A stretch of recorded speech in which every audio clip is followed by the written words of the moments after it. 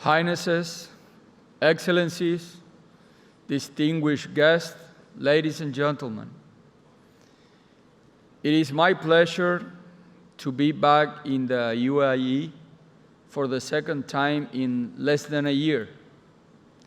I renew my gratitude to the leadership and people of this beautiful country for the warm hospitality as usual.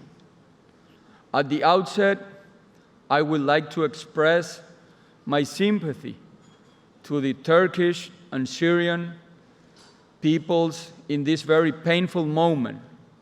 I feel it even deeper because I am an Arab descendant too.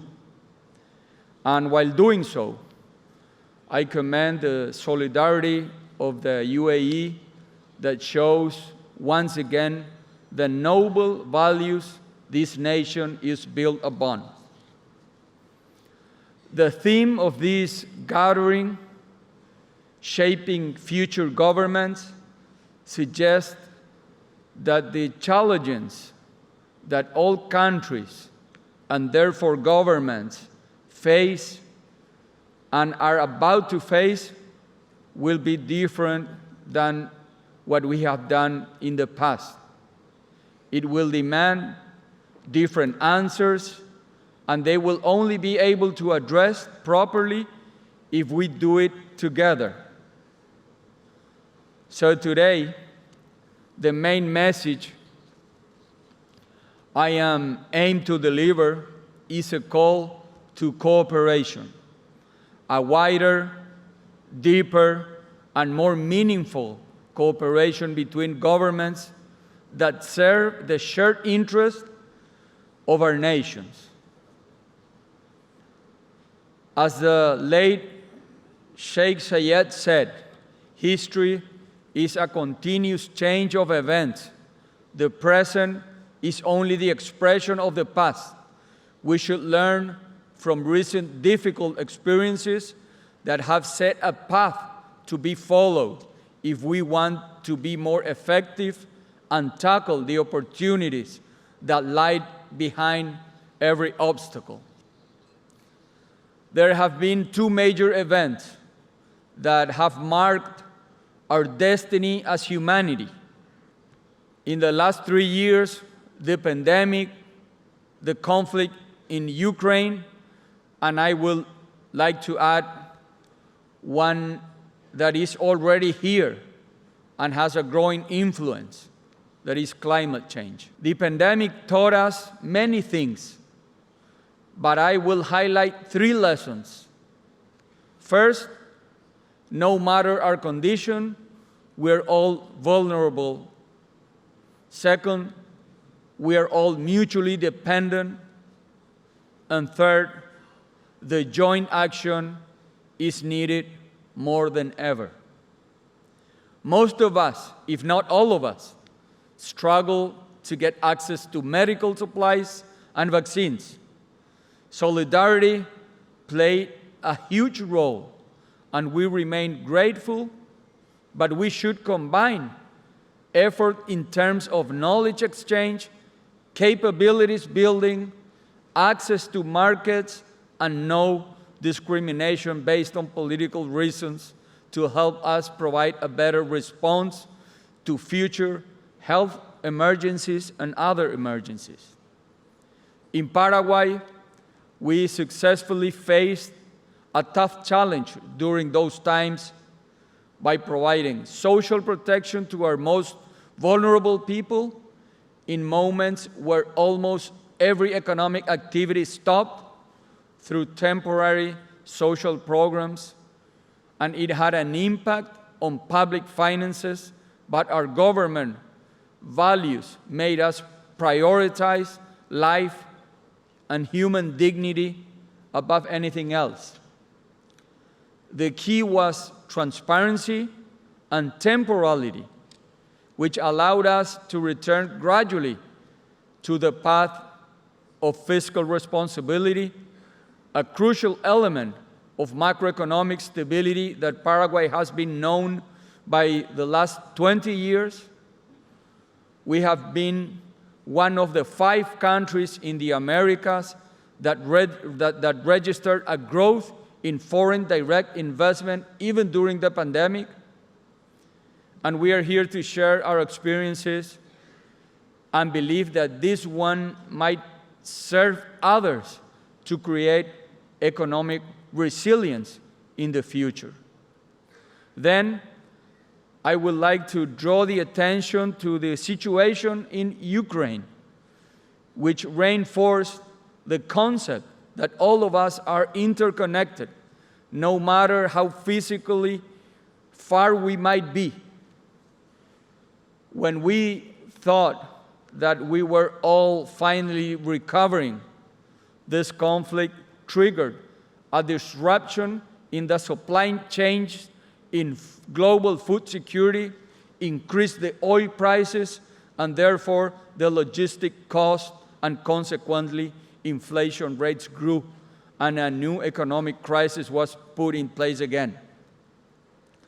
In a moment of uncertainties, the possibilities for broader strategic partnerships are then, and I will highlight what we can offer to the world as a reliable partner in food security, because Paraguay is mainly a food producer.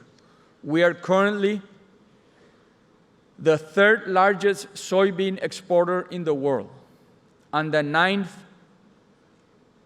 beef exporter in the world, with enough room to keep growing. But we need the world to discover our potential. And today, I would like to extend you all an open invitation to visit and explore our region and my country. You will find a warm, welcoming people. According to the IMF, Paraguay is expected to grow 4.3% of the GDP in 2023, and according to the World Bank, it will even be 5.2%, which means we will be the leading growing country in South America this year. We believe in the vision that the more private sector thrives, the more jobs are created and more development is achieved. In my country, we believe in the synergy of a win-win partnership between the government and the private sector. We need to create more jobs, and in exchange, we offer many possibilities of profitable business that can contribute to the global and food security. And as a last point, I will refer to climate change and its impact on development. The planet is experiencing warming, floodings, and dryness that affect production system, energy sources, and the way we all live in general. We should exchange more information and know how to mitigate the consequences of climate change. Transfer of knowledge in science and technology to developing countries like mine is a part of the cooperation we look for. A component of this area is the transition to renewable energy, which is the real alternative for the progress within this context. In that aspect, Paraguay is in a position of leadership because it's one of the few countries worldwide whose electric system relies entirely on clean and renewable energy sources. That again creates lots of opportunities. Paraguay has 3 hydroelectric dams with a total capacity of 8,860 megawatts, and half of it is still available. That means we can project sustainable economic growth for many years to come, attracting investment and creating industries. Again, that is an opportunity for collaboration.